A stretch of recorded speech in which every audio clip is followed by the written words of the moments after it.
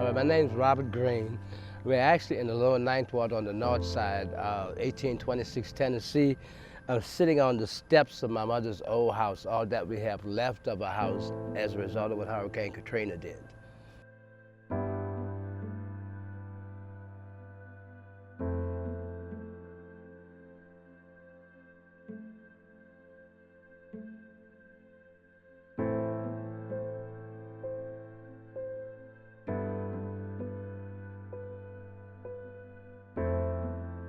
So the water's rising, and we literally kicked a hole in the roof.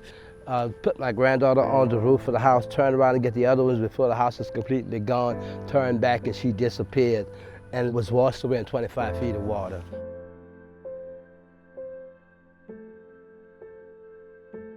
My mother had Parkinson's. She was real sick. She fell in the water, and when she fell in the water, the current pulled her under the first time. We were able to grab her hands, pull her up. She came up blowing bubbles. The current grabbed her again the second time. We were able to pull her up, and at the end of that ordeal, my mother died. So she literally laid on the roof with a leaf in her mouth and her eyes open in front of us.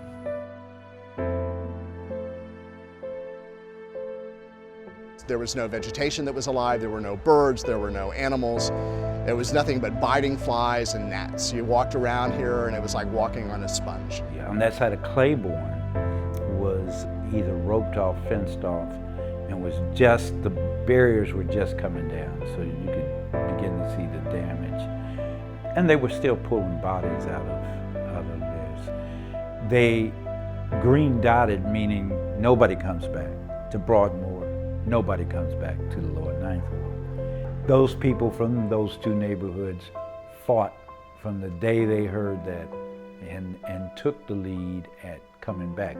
And the lower Ninth Ward, with so much still to do, is still a great example of recovery.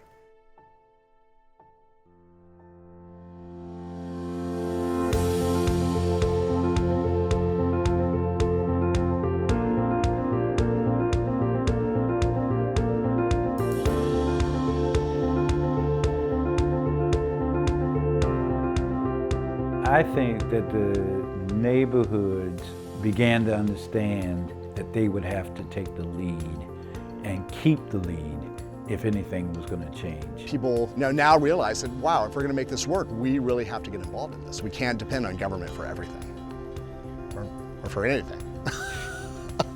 There was and is so much that needs to happen in Lower Ninth Ward that no one group could do it by themselves. The community came up with a vision of wanting to be sustainable, of rebuilding green, and through active citizen neighborhood participation have come up with what we've got now in the Lower Ninth Ward 10 years after.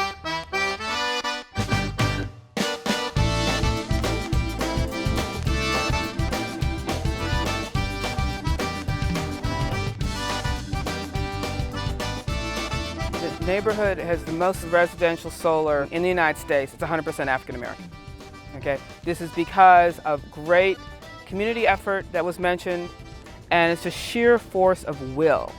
There is no question what has happened in the lower Ninth Ward is a model for the rest of the country. We're one of the greenest communities in the country. You know, we have a lot of gardens. You can get a dual flush toilet, you know, something we've never thought about having. So the home that we are at and the homes you see behind me, they're all LEED Platinum certified homes. So what that means is that they have energy efficiency, water efficiency. They manage the storm water here on the property instead of letting it flood to the street. We use reclaimed materials. Everything about this home is sustainable.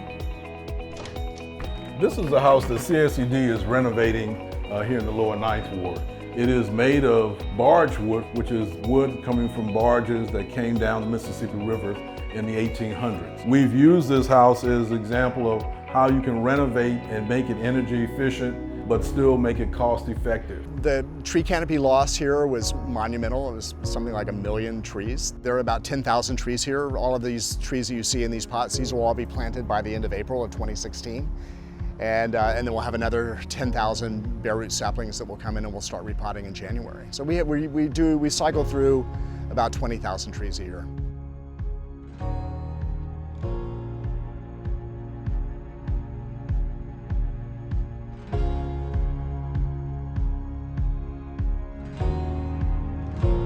Bayou Bienvenue is such an important part of this community. It is a bayou. It used to be a cypress swamp. The Bayou Bienvenue Wetlands is connected to the Mississippi River Gulf outlet. It was like building a freeway for ships. The problem was it brought salt water with it. The salt water killed the trees back there. You know, from 65 back, you couldn't see across this thing. You know, it was so densely populated with cypress trees that we didn't even use a paddle because the cypress trees were so close together. We would grab the stumps and pull ourselves through. So one of the things that our mission is trying to find ways to rebuild that cypress swamp, because it is what we call the multiple lines of defense from storms coming up through the Gulf. I have grandchildren, you know, and pretty soon I'd have great-grandchildren. So, I mean, they need this. I may not be here this long. I'm not that selfish that I don't care because I might die in 20, 40 years, you know. But just be my luck, I don't die. So if I don't die, I want this back. And if I die, I want the children to be able to see a beautiful wetland, you know, and have the protection back. The amount of people that gave of themselves to come to the lower Ninth Ward and all of New Orleans and the Gulf Coast after Hurricane Katrina has been amazing. While the government failed us, the people of America have not. My amazing volunteers continue to pick up the phone and call and say, look, we want to come and help you rebuild. Most of our volunteers come with no rebuilding skills, but they come with love. And love is what's continued to keep this community together and rebuild. What I've learned here is that it's just a matter of not being hesitant or afraid. You can get a lot of people out here and you can water trees and plant trees and don't be overwhelmed by the scope of what's in front of you. Because when you have a lot of people working on something and trying to reach a common goal, you'll get it done. If you don't take the first step, you can't take the second step. You have to take the first step, the second step, the third step, on and on until you get to your destination. The shirt that I have on, the person who gave me the shirt was a volunteer from Chicago. She was working in the campaign, came down here in 2008, gave me her shirt. You know what I'm saying? So what it is 10,000 buckets have been filled one drop at a time from the volunteers. Had it not been for volunteers, none of what you see would be here right now.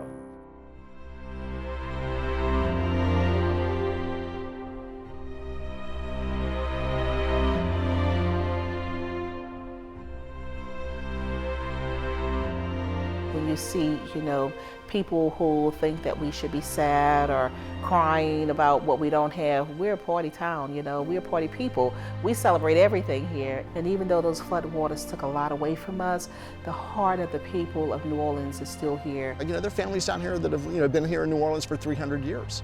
You know, they've been down here in the lower Ninth Ward for 100 years. And, you know, this is home. You know, they would never think to move somewhere else because this is home.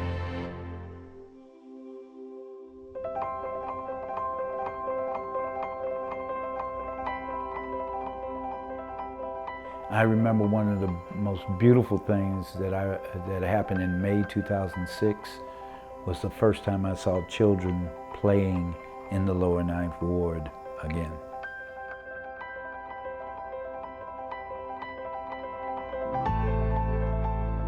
You know, you fight for what you love a little bit. And then if you love it more, you fight more. And that's what we need to do.